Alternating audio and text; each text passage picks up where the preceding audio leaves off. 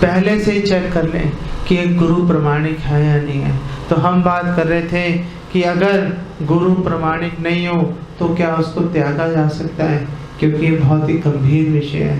तो हमें इसका प्रमाण मिलता है भागवतम में, जहाँ पर बलि महाराज के पास वामन देव गए थे भिक्षा मांगने के लिए। तो शुक्राचार्य बलि के गुरु थे और शुक्राचार्य पहचान गए थे कि ये जो छोटा सा बालक है, ये सुंदर सा मासूम सा बालक है, ये वास्तव में स्वयं विष्णु है और ये अगर इनको मौका मिला तो ये मेरे जजमान की सारी संपत्ति हड़प लेंगे। तो शुक्राचार्य ने बलि महाराज को बोला कि तुम अपना दिया हुआ वचन झूठा कर दो, तुम बोल दो कि मैं नहीं देता तुम्हें 3 कदम भूमि। तो बलि महाराज ने शुक्राचार्य जी को बोला कि मुझे तो लगता है स्वयं भगवान विष्णु है, गुरु का कार्य तो भगवान की भक्ति देना होता है, गुरु का कार्य तो जजमान को, अपने शिष्य को भगवान की शरण में लाना होता है। आप इस कार्य को ठीक से नहीं निभा रहे, इसलिए मैं आपका त्याग करता हूँ। और क्योंकि बलि महाराज ने त्याग किया अपने गुरु का, भगवान को संतोष प्रदान करने के लिए, भगवान को प्रसन्न करने के लिए, इसलिए भगवान स्वयं उनके द्वारपाल बन गए। बलि महाराज के स्वयं द्वारपाल बन गए और लक्ष्मी जी को एक भिखारन का रूप धारण करके आना पड़ा और बलि महाराज से प्रार्थना करनी पड़ी कि कृपा करके मेरे पति को मुझे लौटा दीजिए। तो ये फल मिलता है अगर हम भगवान की प्रसन्नता के लिए, अगर हम अप्रमाणिक गुरु का त्याग कर दें, इसमें हानि नहीं होगी, इसमें आपको लाभ मिलेगा, इसमें कोई हानि नहीं होगी। हम आपको इस बात की गारंटी देते हैं। अगर आप बोलो कि हमारी बात पे विश्वास नहीं है तो मैं आपको लिख के भी दे दूंगा। तो जब प्रहलाद महाराज ने ये तीसरा उत्तर दिया हिरण्यकशिपु को, तो हिरण्यकशिपु अब आग बबूला हो गया गुस्से से और हिरण्यकशिपु ने बोला कि तुम तो सड़े हुए अंग की तरह हो। जिस तरह से सड़ा हुआ अंग शरीर का पूरे शरीर के लिए खतरा पैदा कर देता है, मुझे तो लग रहा है कि तुम मेरे लिए खतरा बन चुके हो। और हिरण्यकशिपु ने बोला कि शरीर की रक्षा के लिए शरीर का जो सड़ा हुआ अंग है उसको काट देना चाहिए। ये बोलकर हिरण्यकशिपु ने अपने सिपाहियों को बुलाया और उसको बोला कि इस बालक को तुरंत मार दो। जब बाढ़ ही खेत को खाने शुरू कर दे तो खेत की कौन रक्षा कर सकता है। लेकिन आप देखिए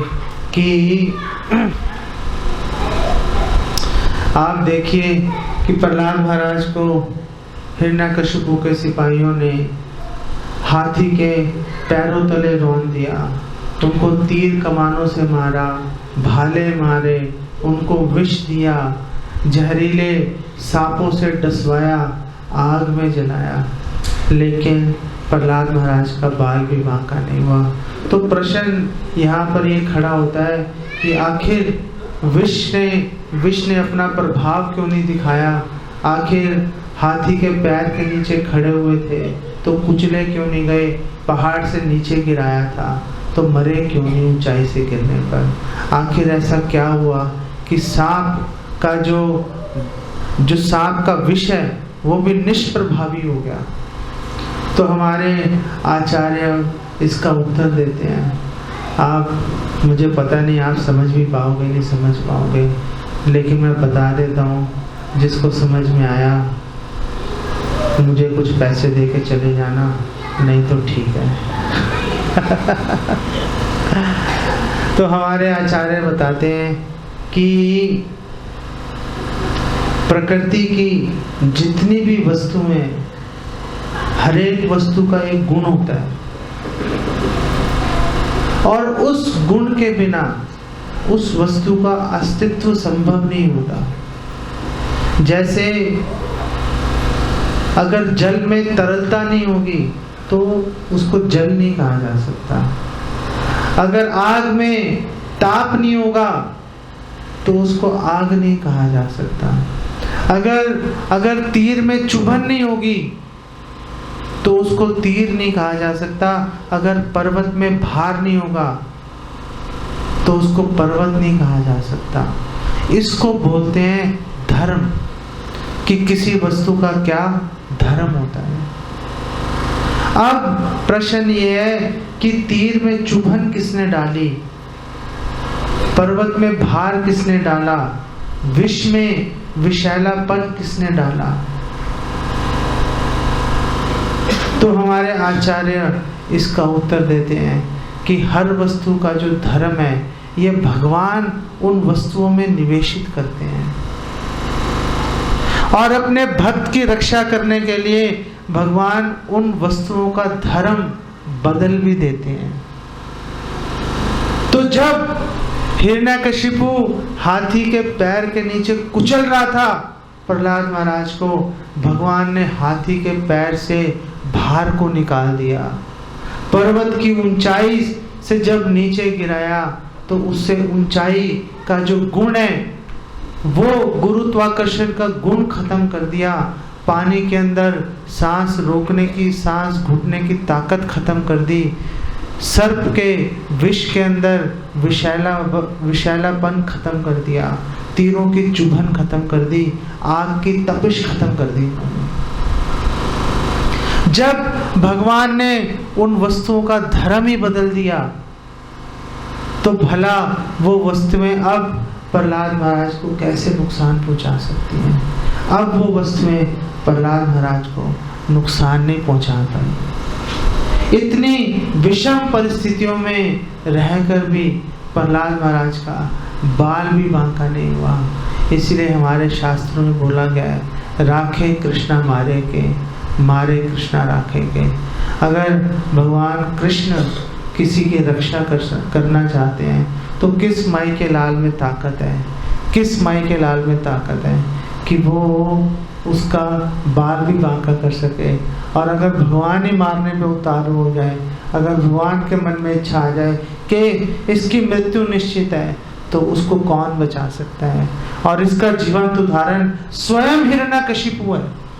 इतने मुश्किल वरदान थे, इतने मुश्किल वरदान थे कि पूरा कर पाना असंभव था। ना दिन में ना रात में, ना ऊपर ना नीचे, ना घर के अंदर ना घर के बाहर, ना इंसान ना जानवर। अरे भाई, ना हथियार से, ना जीवित वस्तु से, ना मृतक वस्तु से। अरे तो फिर मरेगा कैसे कोई व्यक्ति? बिल्कुल असंभव वरदान हिरण्यकशिपु ने ब्रह्मा जी से प्राप्त कर लिए थे। और मजे की बात यह है कि जब भगवान प्रकट हुए नरसिंहदेव और उन्होंने हिरण्यकशिपु का वध किया तो उन्होंने ब्रह्मा जी को अपने पास बुलाया इशारे से। तो ब्रह्मा जी डरते हुए भगवान नरसिंहदेव के पास गए। तो भगवान नरसिंहदेव ने उनको बोला, देखो ब्रह्मा, तुम ऐसे उल्टे सीधे वरदान मत दिया करो, मुझे आना पड़ता है विशेष रूप से उसके लिए। तो ब्रह्मा जी ने कहा कि मुझसे गलती हो गई, मैं आगे से ध्यान रखूंगा। ये बात जो है आप देखना, आप पढ़ के देख लेना, भागवतम के अंदर ही लिखी हुई है ये बात। तो जब हिरण्यकशिपु ने देखा कि इस बालक का वध ही नहीं हो रहा, ये मर ही नहीं रहा ये बालक, तो हिरण्यकशिपु के मन में पहली बार डर बैठ गया उसके हृदय में। हिरण्यकशिपु को ये पता चल गया कि यही मेरी मौत का कारण है, इसी के हाथों मेरी मौत होगी। तो हिरण्यकशिपु ने बोला, इसको दूर ले जाओ, मेरे यहाँ से इसको दूर ले जाओ, मेरी आंखों के आगे से हटा दो इसको, मैं इसकी शक्ल नहीं देखना चाहता, मेरे सामने मत लेके आना। तो ये तीसरी भेंट थी प्रहलाद महाराज की हिरण्यकशिपु के साथ, ये तीसरी भेंट थी। अब षंड अमर्क के पास वापिस प्रहलाद महाराज आ गए। वापिस प्रहलाद महाराज षंड और अमर्क के पास आ गए। जिस बालक के साथ, 5 वर्ष के बालक के साथ इतनी विपत्तियां उसके सिर पर टूटी हों, उसका तो क्या हाल होना चाहिए। हाँ, उसका क्या हाल होगा एक छोटा सा बच्चा जिसका अपना पिता उसको मारने के लिए तैयार है, जिसको जो संसार का सबसे शक्तिशाली व्यक्ति है वही जब मारने के लिए तैयार है, और उसका दिल कितना दुख रहा होगा प्रहलाद महाराज का। ऐसे छोटे से बच्चे को जब अवसर मिला वापस षंड और अमर्क के गुरुकुल में जाने का, तो आप सोचिए उसने क्या किया होगा। अगर आप और हम होते तो हम लोग तो एक कोने में सिमट के बैठ जाते और शायद रोते रहते 24 घंटे। लेकिन मैं आपको बताता हूँ कि प्रहलाद महाराज ने क्या किया।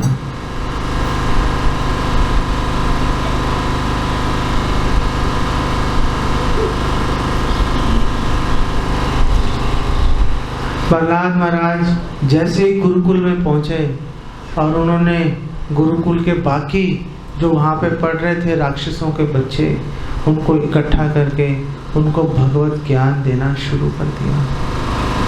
ये बात बहुत महत्वपूर्ण है। ये बात विशेष रूप से जो पहले से भक्त बने हुए हैं उनके लिए बात बहुत महत्वपूर्ण है कि आपके जीवन में कितनी विषम परिस्थिति आए, हमेशा हृदयवान वपुर्वीर विदधन नमस्ते, हमेशा अपने हृदय से, अपनी वाणी से, अपने शरीर से भगवान का धन्यवाद करते रहना चाहिए। और क्या करना चाहिए, जैसे प्रहलाद महाराज जैसे ही उनको मौका मिला वैसे ही उन्होंने उन राक्षसों के बच्चों को भगवत ज्ञान देना शुरू कर दिया। ऐसे ही जो प्रचारक हैं, जो भक्त हैं, उनको कितनी विषम परिस्थिति आ जाए उनको प्रचार कार्यों में लगे रहना चाहिए। और वास्तव में भक्ति सिद्धांत सरस्वती ठाकुर और श्रीला प्रभुपाद इन्होंने कई बार इस बात का वर्णन किया है कि अगर एक भक्त को अपने जीवन में समस्याएं नहीं आ रही, इसका मतलब ये है कि वो अच्छे से प्रचार नहीं कर रहा। अगर आप अच्छे से प्रचार करोगे तो ये स्वाभाविक है कि आपके जीवन में हिरण्याकशिपु जैसे कई लोग आएंगे अलग अलग भेष बदल के। तो आवश्यकता है कि उस समय उन विषम परिस्थितियों में उन हिरण्याकशिपुओं के सामने आप धैर्य ना छोड़ें, आप भगवान में श्रद्धा ना छोड़ें और पूरे मनोयोग से अपने शरीर में जितनी ऊर्जा है उसको भगवान के दिव्य शिक्षाओं के प्रचार में लगा दें। ये बहुत महत्वपूर्ण बात है। यही बात एक भक्त के आध्यात्मिक जीवन का बल है। जितना योगदान भगवान नरसिंह देव के प्रकट होने में प्रहलाद महाराज का है, उतना ही योगदान हिरण्याकशिपु का भी है। अगर हिरण्याकशिपु नहीं होगा प्रहलाद महाराज के जीवन में तो भगवान इतनी आसानी से प्रकट नहीं होंगे भगवान प्रकट। तो आप प्रहलाद महाराज बनने की कोशिश कीजिए, और जब आपके जीवन में विषम परिस्थितियां आए तो आप सोचिए कि अब हिरण्याकशिपु मुझे मारने के लिए तैयार है, अब अवश्य भगवान आकर मेरी रक्षा कर लेंगे। अगर आपके मन में ऐसा भाव आएगा तो आप देखना भगवान तुरंत आपकी रक्षा के लिए एकदम उतावले हो जाएंगे। और इतने भगवान उतावले हो जाते हैं, कई बार तो भगवान अपना अस्त्र शस्त्र उठाना भूल जाते हैं, पैरों में चप्पल डालना भूल जाते हैं। फौरन भगवान के मन में ये भाव रहता है कि मैं फटाफट जाऊं और अपने भक्त की रक्षा करूं। लेकिन उसके लिए आप लोगों को भगवान के दर्शन करने की अगर लालसा है तो आप लोगों को प्रहलाद महाराज बनना पड़ेगा और आप लोगों को हिरण्याकशिपु का सामना करने के लिए तैयार रहना पड़ेगा। और यहाँ पे एक महत्वपूर्ण बात और भी है, कि हिरण्याकशिपु ने चाहे जितने यातनाएं दी प्रहलाद महाराज को, प्रहलाद महाराज ने कभी भी हिरण्यकशिपु के विरुद्ध, अपने पिता के विरुद्ध कभी भी कोई गलत बात नहीं बोली उन्होंने, कभी सामने से उत्तर नहीं दिया, कभी उनको ये नहीं बोला कि आपका दिमाग खराब हो गया है, ये आप क्या कर रहे हो, आपको पता नहीं है कि अपने बेटे से कैसे व्यवहार करना चाहिए। तो जो भक्ति में जुड़ते भी हैं, जो भक्ति में जुड़ते भी हैं, उनको चाहे भक्ति करते समय अपने आसपास रहने वाले भक्तों से चाहे कितनी समस्याएं आए, उनको वापस पलट के कभी जवाब नहीं देना चाहिए और भगवान की प्रसन्नता के लिए उसको सहर्ष विषम परिस्थितियों को स्वीकार कर लेना चाहिए। अगर हम ऐसा करेंगे तो हम अवश्य ही भगवान को प्रसन्न कर पाएंगे और भगवान की कृपा हमें अवश्य प्राप्त होगी। तो अभी कितना समय रह गया है प्रभु? क्या टाइम हो गया? ओके, सो अभी टाइम है हमारे हाथ में ना, अभी तो पिक्चर बाकी है।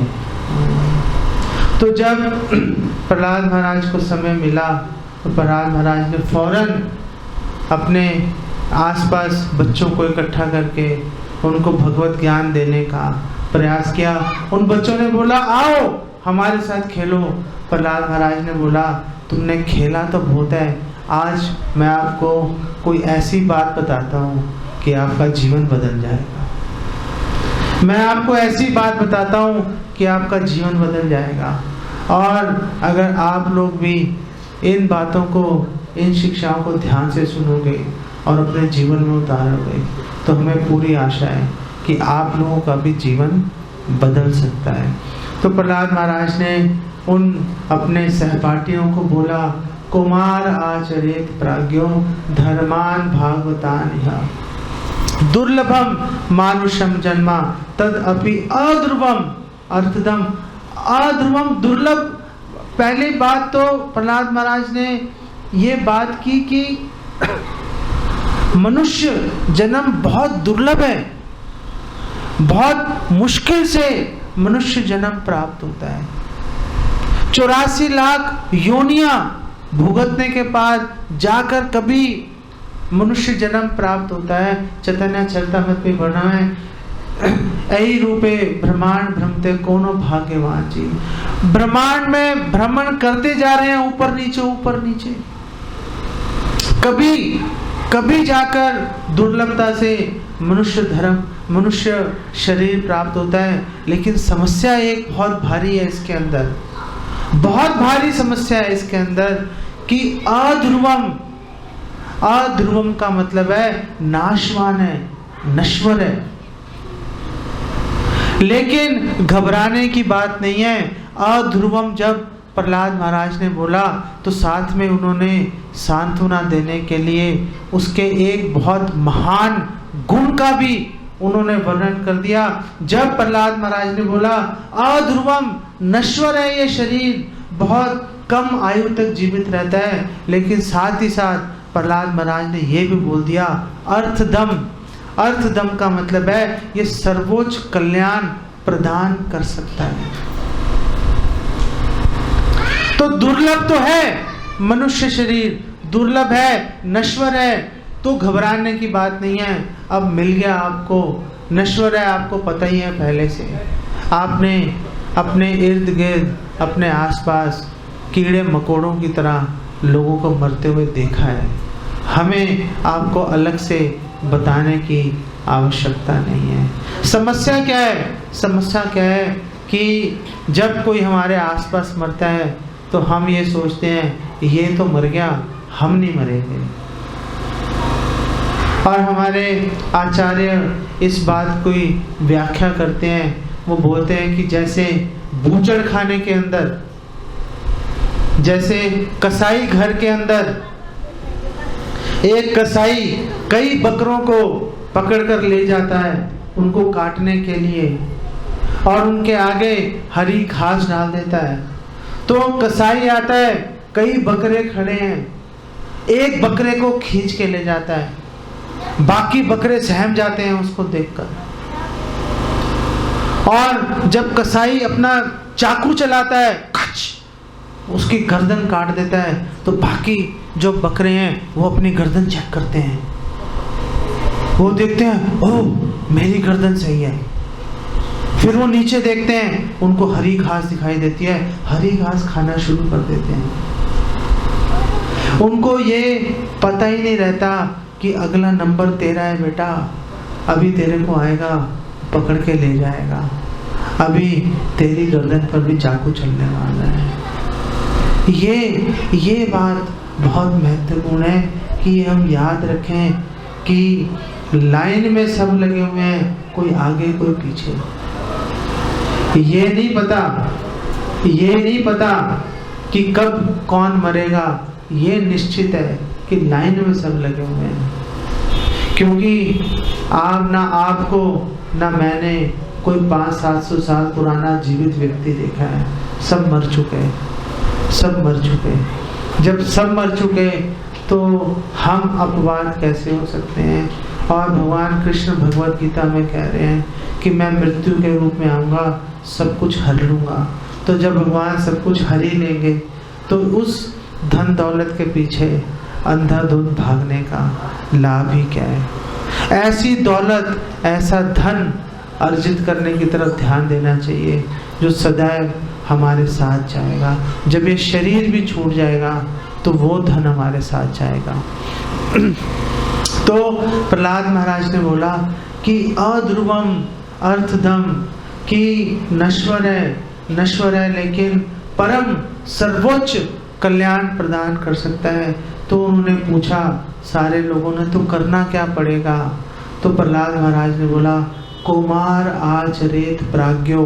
प्राज्ञो का मतलब होता है समझदार। जो समझदार व्यक्ति है, कुमार का मतलब होता है बचपन से ही आचरेत, वो आचरण करना शुरू कर देता है, वो अभ्यास करना शुरू कर देता है। किस चीज का अभ्यास करना शुरू कर देता है? धर्मान भागवतानिहा, भगवान की भक्ति का अभ्यास करना शुरू कर देता है।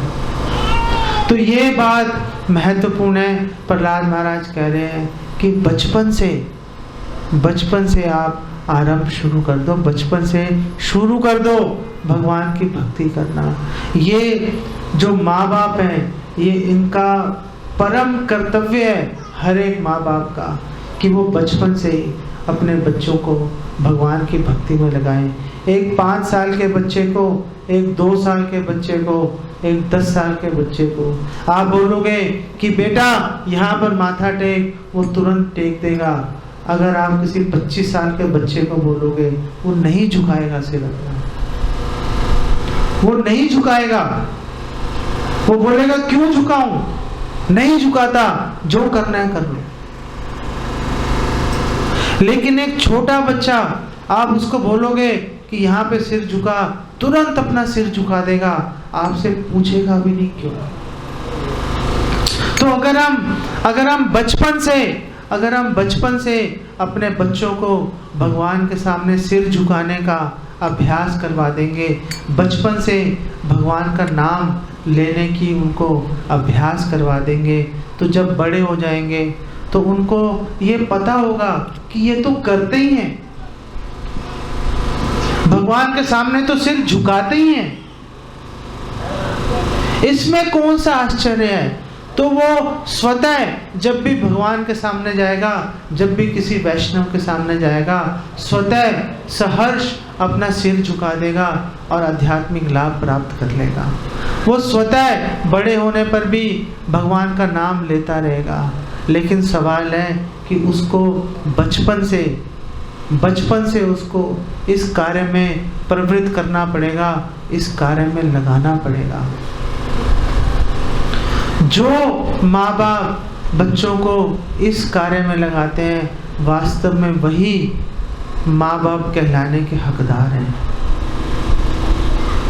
हमारे शास्त्रों में बोला गया है उपदेशामृत में कि किसी को अधिकार नहीं है गुरु बनने का, किसी को अधिकार नहीं है पति बनने का, किसी को अधिकार नहीं है माता बनने का, पिता बनने का। अगर वो अपने बच्चों को जो उन पर आश्रित हैं, उनको अगर वो उद्धार नहीं कर सकते, उनको मोक्ष नहीं दिलवा सकते, मुक्ति नहीं दिलवा सकते, तो मत बनो माता, मत बनो पिता, मत बनो गुरु।